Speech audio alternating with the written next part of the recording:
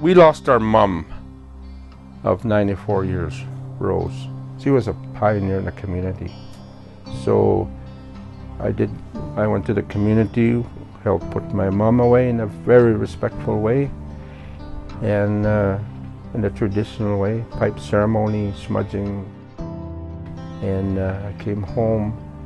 I was sweating lots while I was there, and kind of a hard feeling on my chest. I know the feeling of heart issues, heart conditions, heart attacks. Coming back, it progressively got worse. I got home, and like the typical man, I tried to sleep it off. I couldn't sleep it off.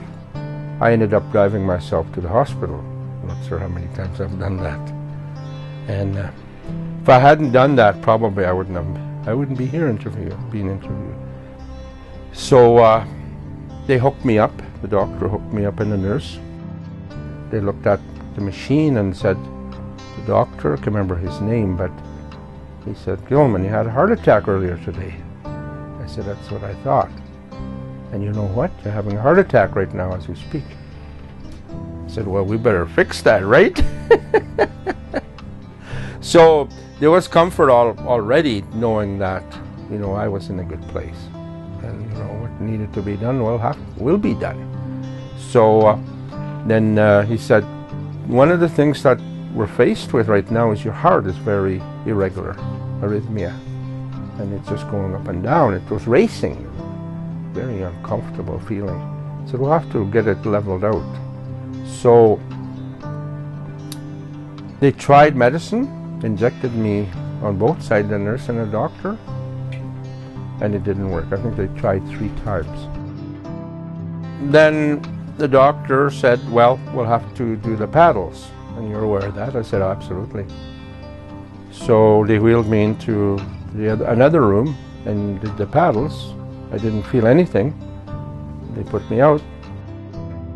So I was able to wait out the surgery, look at the clock, I don't know how many hours I waited. I think till 5 o'clock. They took me in, and then they opened the 2 stents.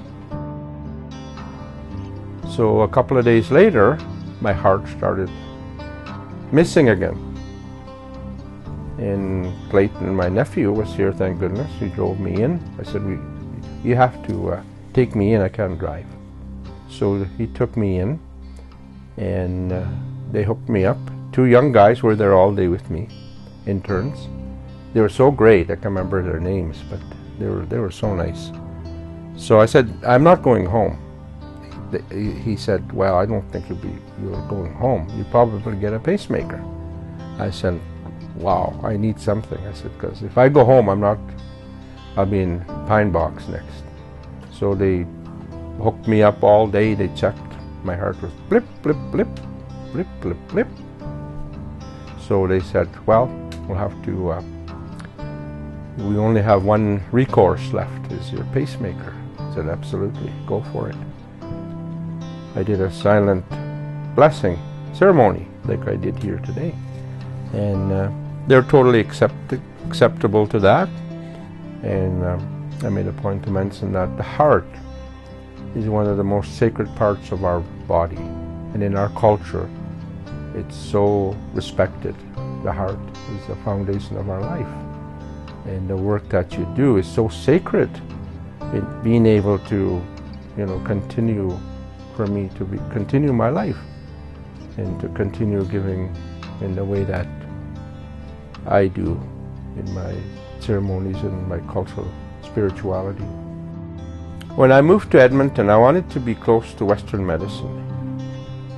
And my sister, the one that gave me the eagle feather, Christine, said, you should connect with a healer. So that's what I've chose to do, is to start looking at that area. But I think certainly, definitely, the 2 can be used together to complement each other. That's the most sacred way to give, is to hearts, to mend hearts, heal hearts. I don't think you could ask for a better way to donate to cardiac care or other illnesses. There are There's lots of others, but this, in my mind, tops the list. I can attest to that by the number of times my life has been saved, and mostly by the Royal Alec Hospital. So to them, thank you, and continue giving.